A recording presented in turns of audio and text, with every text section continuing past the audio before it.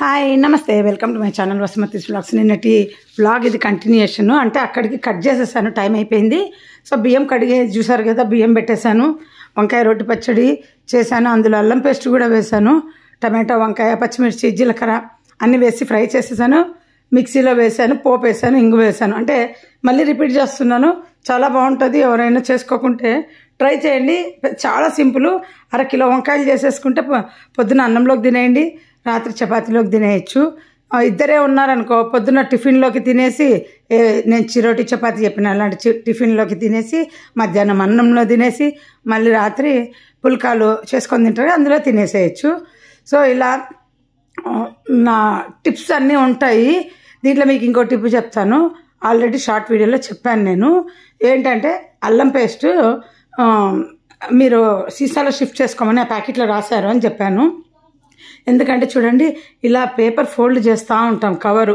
ప్రతిసారి వాడుకున్న ప్రతిసారి ఇలా నొక్కుంటా కూర్చుంటాం అస్తమానము. దానివల్ల ఏమవుతుందంటే కవర్తో వచ్చే కెమికల్ రియాక్షను మన ఫుడ్కి చేరుతుంది. టప్పర్వేర్ డెమోలో విన్నాము, అందుకని చెప్తున్నాను. మనం ప్లాస్టిక్ బాటిల్ కూడా ఫోల్డ్ అవుతాయా, ఏది మన స్ప్రైట్ బాటిల్ అవి, అందుకే యూజ్ అండ్ త్రో అంటారు కదా. ఎక్కడైతే ఫోల్డ్ అవుతుందో అక్కడ కెమికల్ రియాక్షన్ ఫుడ్లోకి వెళ్తుంది. అందుకనే సీసాలో వేసుకోండి అని చెప్పాను షార్ట్ వీడియోలో. తర్వాత చూస్తే కవర్లో కూడా అలాగే ఉంది. అంటే నేను ఊరికే సీసాలో వేసుకోండి ఆ టప్పర్వేర్ డెమో ప్రకారంగా చెప్పాను, బట్ దాని మీద కూడా ఇచ్చాడు ఒకసారి సీల్ ఓపెన్ చేశాక ఎయిర్ టైట్ కంటైనర్లో పెట్టి ఫ్రిడ్జ్లో పెట్టుకోమని. ఎవరికైనా తెలియకుంటే ఈసారి అల్లం పేస్ట్ తెచ్చుకున్నప్పుడు ఎయిర్ టైట్ కంటైనర్లో షిఫ్ట్ చేసుకోండి. ప్యాకెట్స్ మీద మనం చదవం యాక్చువల్గా చాలా మటుకు, బట్ నేను ఎందుకో చూద్దాము ఏం రాశారు దీని మీద అని చదివాను అనమాట. ఇది క్యాచ్ కంపెనీది బై 2 get 1 ఫ్రీ. ఒక్కొక్కటి 50 రూపీస్, 150కి 3 ప్యాకెట్స్ వచ్చినాయి. సో ఇవి ఏంటంటే శ్వేత పికిల్ సీసాలు నాకు చాలా ఇష్టం. కింద ఇందాక స్టార్టింగ్లో చూపించిన డిజైన్ ఉంది, ఆ డిజైన్ నాకు ఇష్టము. వాటిలో ఇలా వేసి పెట్టుకున్నాను. సో ఇంకా నా షార్ట్ వీడియోలో ఈరోజు ఊతప్పం కొలతలని పెడుతున్నాను. చూడని వాళ్ళు చూడండి. సబ్స్క్రైబర్ అడిగారు అప్పుడు ఊతప్పం కొలతలు చెప్పండి అని. యాక్చువల్గా ఆ ఊతప్పం అనేది నా సొంత రెసిపీ కాదు, మా అమ్మ రెసిపీ అంతకు కాదు. మా ఫ్యామిలీ ఫ్రెండ్స్ ఒకసారి మా రిలేషన్ ఇంటికి వెళ్ళినప్పుడు వాళ్ళ ఇంట్లో గుంత పొంగనాలు తిన్నారంట. అప్పుడు వచ్చి అంటే ఎంత టేస్టీగా ఉందని పొగిడారంటే, ఇంకా అంత టేస్టీగా ఉందని పొగిడాక మనం అందులో ఏమేశారు, ఎట్లా చేశారు అని కనుక్కోవాలి కదా. సో మాట్లాడినప్పుడు, ఎప్పుడో హైదరాబాద్లో ఉన్నప్పుడు మాట చెప్తున్నా, మాట్లాడినప్పుడు కనుక్కున్నాను ఏమేస్తారు ఏమి అంటే, అప్పుడు నాకు ఎక్స్ప్లెయిన్ చేశారు అనమాట ఎట్లా చేయాలి ఏంటని. సో అప్పుడు నేను ఆ పిండితోనే గుంత పొంగనాలు వేసేదాన్ని, మేము ఊతప్పం కూడా వేసుకుంటాము అని చెప్పారు. సో ఆ 2 ప్రాసెస్లతో పాటు నేను దాన్ని మీకు షార్ట్ వీడియోలో పునుకులు వేయటం కూడా చూపిస్తున్నాను. అంటే ఒకసారి పిండి రుబ్బుకుంటే మనము పునుకులు వేసుకోవచ్చు, పొంగనాలు వేసుకోవచ్చు, ఊతప్పం పోసుకోవచ్చు. వీలైతే నాకు తెలిసి పల్చగా పోసుకుంటే దోశలకు కూడా వస్తుంది.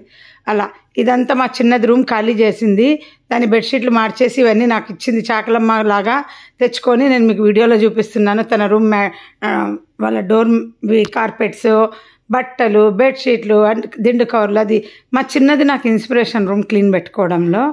ఏంటంటే ఎంత నీట్గా ఆర్గనైజ్ చేసుకుంటుందో వాళ్ళని చూశాక మరి నేను పెట్టుకోకుంటే ఎట్లా.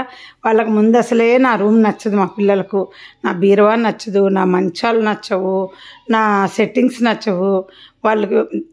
అందుకనేసి వాళ్ళు ఏం చేస్తున్నారంటే మాకు రూమ్ మేకోవర్ చేయడానికి ఛాన్స్ ఇవ్వమన్నారు. ఇచ్చినాను, కొంచెం అయిపోయింది. ఏవో ఒక 2 ఐటమ్స్ 3 ఐటమ్స్ సెట్ చేసినారు.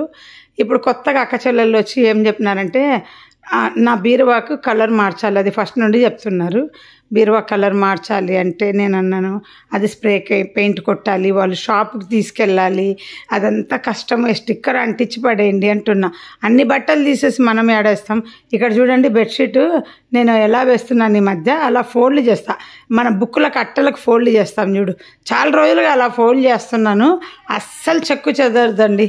అంటే మన బుక్కులకు అట్టలు మడత ఫోల్డ్ చేస్తాం చూడండి ఎల్ షేప్లో, అట్లా ఊరికే కాదు పెట్టేది. అదిగోండి ఇలా పెట్టి అలా చెక్కాలన్నమాట. సో అలా ట్రై చేయండి. చాలా అప్పుడు అంతకుముందు ముడి వేయటం చూపించిన నేను, చాలా 1 సంవత్సరం నుండి ఇలాగే వేస్తున్నా నేను. ఎందుకంటే నేను యాడ్లలోనే ఎక్కడో చూశాను ఇట్లా వేయటము, అప్పటి నుండి ఇలా వేస్తున్నాను అనమాట.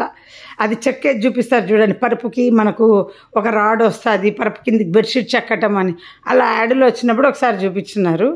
అస్సలు చెదరదండి, బెడ్షీట్ ఊడనే ఊడదు అసలు. ఇలా లాగేసి రోజు ఊరికే ఒక సైడ్ లాగేసి ఫోల్డ్ చేసుకుంటే లోపలికి పరుపు కిందికి అయిపోతుంది.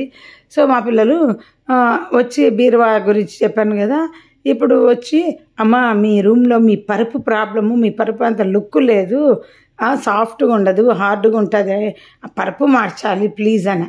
అమ్మ తల్లి నాన్న ఇప్పటికే తంతాడు మనల్ని, మనం పెట్టే బడ్జెట్లు మామూలుగా ఉండట్లేదు, ఖర్చులు వద్దు నాన్న, కష్టము ఒప్పుకోవడము, నాన్న చిన్న వస్తువు అయితే ఒప్పించవచ్చు, ఇలా పెద్ద వస్తువులు నేను ఒప్పించిన, అయినా మాకు బాగుంది. ఇది బెంగళూరులో అండి, నా పెళ్ళప్పుడు మా అమ్మ ఇచ్చిన 2 పరుపులు ఓపెన్ చేయించి, అయితే ఈ బెడ్ మీదకి పాత బెడ్ మీద ఉండే మంచాలు అమ్మేశాను, ఆ బెడ్ మీద పరుపులు ఓపెన్ చేయించి మళ్ళీ 10,000 అయింది మాకు ఈ బెడ్కి సరిపడా సైజు కుట్టించుకోవడానికి. 7 ఏళ్ళు అయిపోయింది ఇప్పటికి, 7 ఏళ్ళ 7 ఏళ్ళు దాటిపోయింది. ఈ అంగా ఓ 2-3 ఏళ్ళ తర్వాత చూద్దాంలే, ఇప్పుడు వదిలేసేయండి అని చెప్పిన. ఎందుకంటే నేను ఏ వస్తువైనా 10 ఏళ్ళ టార్గెట్ పెట్టుకుంటా, 10 ఏళ్ళు వాడిన తర్వాత తీసేస్తే తప్పు లేదని అనుకుంటుంటాను. సో మా చిన్నపిల్ల వల్ల నేను బెడ్ నీట్గా పెట్టుకోవడం నేర్చుకుంటున్నానండి. అది నన్ను బెడ్షీట్ కూడా వేయనిది, తనే వేసుకుంటుంది అనమాట. ఇవన్నీ దివాన్ కవర్లు డీమార్ట్లో కొనింటి బెంగళూరులో ఉన్నప్పుడు. ఏమైంది, ఇక్కడ మా పిల్లలు దివానే తీసేసాం ఆ ఇంట్లో నుండి ఇంటికి వచ్చినప్పుడు. సో ఆ కవర్లు అట్లా పడి ఉంటే పరుపు లోపలి కవర్ లాగా పెట్టుకున్నవి, డార్క్ కలర్వి, అంత అందంగా ఉన్నాయి. వాటిని ఎన్ని రోజులు నేను అల్మార్లో పెట్టుకోవాలి, ఇంకా మాకు దివాన్ వేసుకునే ప్లేస్ కూడా లేదు.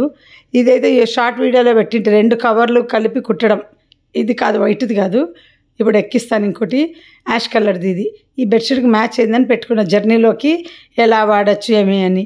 అందరికీ నేను ఒకటి చెప్తా, కొత్తగా వచ్చిన వాళ్ళకి, నా పాతవన్నీ షార్ట్స్ చూడండి, అంటే వ్లాగులో చూడండి, మీరు చూస్తున్నాను చెప్పినారు, బట్ షార్ట్ వీడియోలు బాగా చూస్తే అవి పాతవన్నీ రిపీట్ చేయండి, అంటే రిపీట్ కాదు చూడనివి, షార్ట్స్కి వెళ్ళేసి ఎన్నో టిప్స్ ఉన్నాయి, నాకే గుర్తులేవు అన్ని టిప్స్ ఉన్నాయి.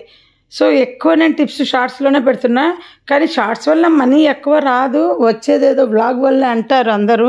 నేను ఎప్పుడు చెక్ చేసినా 1,00,000 వ్యూస్ పోయింది ఒకటి వీడియో.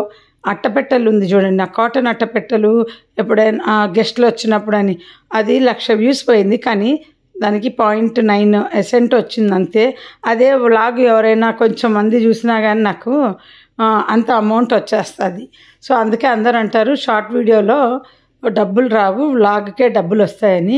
బట్ నాకు దేవుడిచ్చిన వరం ఏంటి అంటే, షార్ట్ వీడియోలో సబ్స్క్రైబర్లు వస్తున్నారు, వ్లాగ్లో యాజ్ యూజువల్గా వ్లాగ్ కొంచెం ఇంప్రూవ్ అయింది. ఇంత ముందుకంటే చెప్పాలంటే 3 ఇంతలు పెరిగింది. 4 ఏళ్ల క్రిందట నేను యూట్యూబ్ స్టార్ట్ చేసినప్పుడు నా వ్లాగ్ వీడియోలు 50 మంది కంటే ఎక్కువ చూసేవాళ్ళు కాదు, 50 లీస్ట్. ఇప్పుడు 120, 130 అలా 100 అబోవ్, అంటే దాదాపు బాగా పెరిగింది. 250, 230 అట్లా ఉన్నాయి అనుకోండి, 500 కూడా ఉన్నాయి. అప్పుడు ఏదో పండగ వీడియోలు ఏదో ఒకటి అట్లా పోయేది. సో షార్ట్ వీడియోలు మాత్రం బ్రహ్మాండంగా నాకు సబ్స్క్రైబర్లు వస్తున్నారు. సబ్స్క్రైబర్లు ఏ రోజుకి నన్ను కరుణించి వ్లాగ్ వచ్చి చూస్తారో తెలియదు, కానీ ఆ రోజు ఒక ఊపడమే అయిపోతుంది నాది. ఎందుకంటే అండి 14,100 సబ్స్క్రైబర్లు దాటారు. మీకు వీడియోలో మీరు నా దాంట్లో కింద గమనిస్తే 14.1 అని ఉంటుంది. 14.1 సబ్స్క్రైబర్లు అంటే 14,100 సబ్స్క్రైబర్లు అని అర్థం. 14.2 అంటే 14,200 సబ్స్క్రైబర్లు. అక్కడ 100 అయిన తర్వాతే 1 పాయింట్ చూపిస్తారు. ఫస్ట్లో 10 మెంబర్స్ అయిన తర్వాత 0.1 యాడ్ అయినట్టు చూపించేవాళ్ళు, ఇప్పుడు 100 అయినాక చూపిస్తున్నారు. సో ఇవాళ వీడియో ఇంతే అండి, బాయ్, సీ యూ, మళ్ళీ నెక్స్ట్ వీడియోలో కలుద్దాం.